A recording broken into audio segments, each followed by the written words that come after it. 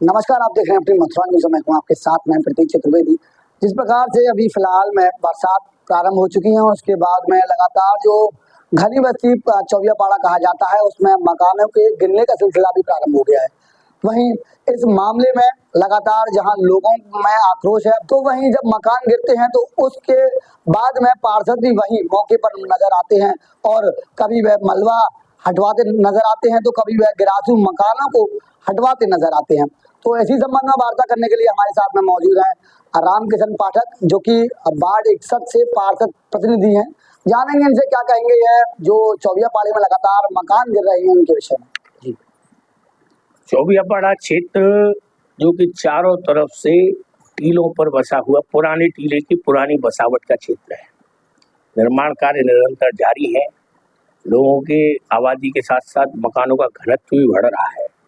पुराने मकान जो चूने के बने हुए थे वह मिट्टी हो चुके हैं। ऐसे में जब बरसात होती है तब वह मकान गिरता है तो बड़ा दुख का विषय है। पहले तो किसी का मकान गिरना नहीं चाहिए, हमारी पूरी सहानुभूति उसके प्रति रहती है, पर गिर जाता है तो फिर ये लगता है कि इसका जो आधा हिस्सा लटक रहा है यह किसी मनुष्य पर गिर गया तो ये जनहानि का प्रतीक भी बन जाएगा। कृपा है इस क्षेत्र पर चक्र सुदर्शनधारी भगवान श्री कृष्ण की कि अभी तक कोई जनहानि का विषय नहीं हुआ है, किंतु जनहानि नहीं होगी इसकी कोई गारंटी नहीं होती है। उसी के दृष्टिगत रहते हुए नगर निगम सजग रहती है। पिछले दिनों भी एक अताश्रम टीले में मकान गिरा था, उसको भी तत्काल वहां के मालिक से बात करके निस्तारण कराया गया। 2 दिन पहले भी चौकापाड़ी में एक पुरानी हवेली, बलदेव जी चौबे की पुरानी हवेली गिर गई। उनके बच्चे सब हैदराबाद रहते हैं, कहीं से कोई संपर्क नहीं हो पाया।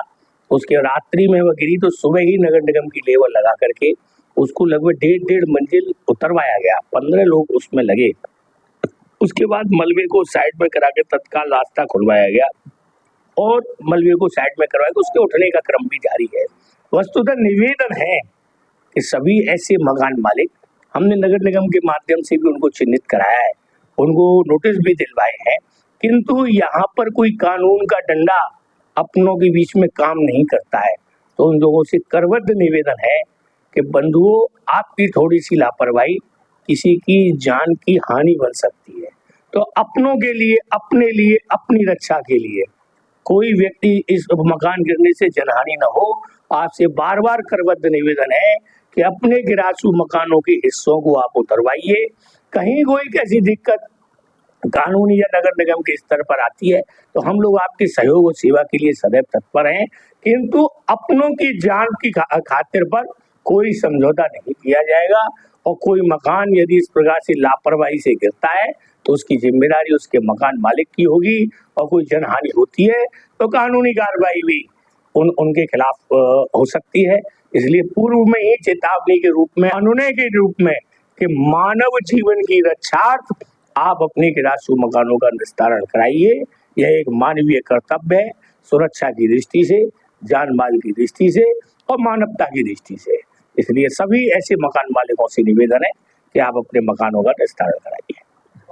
रामकिशन जी, मैं आपसे जानूं कि जिस प्रकार से आप क्षेत्र में सतर्क रहते हैं, तो वहीं चौबियापाड़ी क्षेत्र में, जहां चौकापाड़ी क्षेत्र में पूर्व में मकान के फटने का सिलसिला प्रारंभ था और उसके बाद में आपने काफी कार्य भी कराए वहां पर, लेकिन अब जब चौकापाड़ी में एक मकान धराशायी हो गया तो लोगों का ये कहना है कि वहाँ के जो चैम्बर्स हैं वह ब्लॉक हैं, उनकी वजह से पानी मरता है और उनकी वजह से कई और ऐसे मकान हैं। वहीं मैं एक चीज और जानूं, जिस प्रकार से आपके द्वारा पूरे वार्ड 61 का भ्रमण किया जाता है, लेकिन बात की जाएगा चौबियापाड़ी क्षेत्र की, तो लगभग कितने ऐसे मकान हैं जो आपके द्वारा चिन्हित किए गए हैं जो गिरासू हैं? पहले तो मैं चौकापाड़ा के संबंध में स्पष्ट करना चाहूंगा कि जब हम यहाँ पार्षद का चुनाव जनता के आशीर्वाद से जीत करके आए थे तो चौकापाड़ी में लगभग 2 दर्जन मकान इस प्रकार की स्थिति में थे कि वो कभी भी गिर सकते थे फटने के कारण। हमने जनता के सामंजस्य से वहाँ 1.5 फीट गहरी और 1.5 फीट चौड़ी पक्की नाली का निर्माण कराया, जिससे लोगों की नींद में पानी जाना बंद हो। सड़क का पुनर्निर्माण कराया। एक पुरानी सीवर लाइन जो लगभग 30-40 साल पुरानी है, वस्तुतः तकनीकी कारणों से उसके अंदर से पानी और बिजली दोनों की लाइनें पूर्व में लोगों के द्वारा ध्यान न देने के कारण उसके अंदर से जा रही है। उसकी वजह से 2-3 चैम्बर वहाँ डिस्टर्ब हैं, जिनको कि समय समय पर लगातार सफाई कराया जाता है। फिर भी जनता की यदि कोई मांग है तो वैकल्पिक व्यवस्था के लिए जनता कहेगी तो हम उसमें सहयोग के लिए पूर्ण रूप से तैयार हैं। अब यहाँ तक पूरे वार्ड का विषय आता है, तो वार्ड में जो हमने गणना कराई तो उसमें के हिसाब से लगभग 3 से 4 दर्जन मकान ऐसे हैं जो पारिवारिक विवाद के कारण या परिवारीजनों के बाहर रहने के कारण या सिर्फ सामान्य अपने पड़ोसी को परेशान करने के कारण या तो बंद है या पुराने घेरे हैं या जिनमें चाहे कोई निर्माण नहीं है और उनमें निरंतर वर्षा का पानी जाता है, तो उसकी वजह से आसपास के मकान भी फटते हैं, क्योंकि यह टीला सैकड़ों वर्ष पुराना है और एक बोलते हैं ककैया ईंट पुरानी आती थी, उसका यह टीला है। जहां भी पानी का रिसाव, चाहे नगर निगम की नाली के द्वारा हो, चाहे नगर निगम की पाइपलाइन के द्वारा हो, चाहे सीवर के द्वारा हो, मैं इसको साफ गोई से स्वीकार करता हूँ, जब जब टीले में कहीं कहीं स्थान परिवर्तन या भूस्खलन आता है तो वो लाइनें फटती हैं और लाइनें फटने के कारण नीमों में पानी जाता है और मकान भी फटते हैं। तो यह एक यहाँ की 50 वर्ष पुरानी समस्या है, तो इसका हम और आप सब लोग मिलकर के लगातार सामना करते रहे हैं। और टीलों की जो संरचना है तो वास्तव में बसावट के लायक नहीं है, किंतु फिर भी हम और आप सब लोग यहाँ रहते हैं तो जीना यहाँ, मरना यहाँ, इसके सिवा जाना कहाँ, इस प्रकार की तमन्ना लेकर के और जहाँ जहाँ मकान फटते हैं वहाँ जो भी सरकारी स्तर पर सहायता हो सकती है अब तक कराई गई है और आगे भी जब भी कोई आएगी तो हम जनता के साथ खड़े होकर के उन सभी समस्याओं के समाधान के लिए कृत संकल्पित हैं, दृढ़ संकल्पित हैं, वचनबद्ध हैं। जय श्री राम, जय भारत।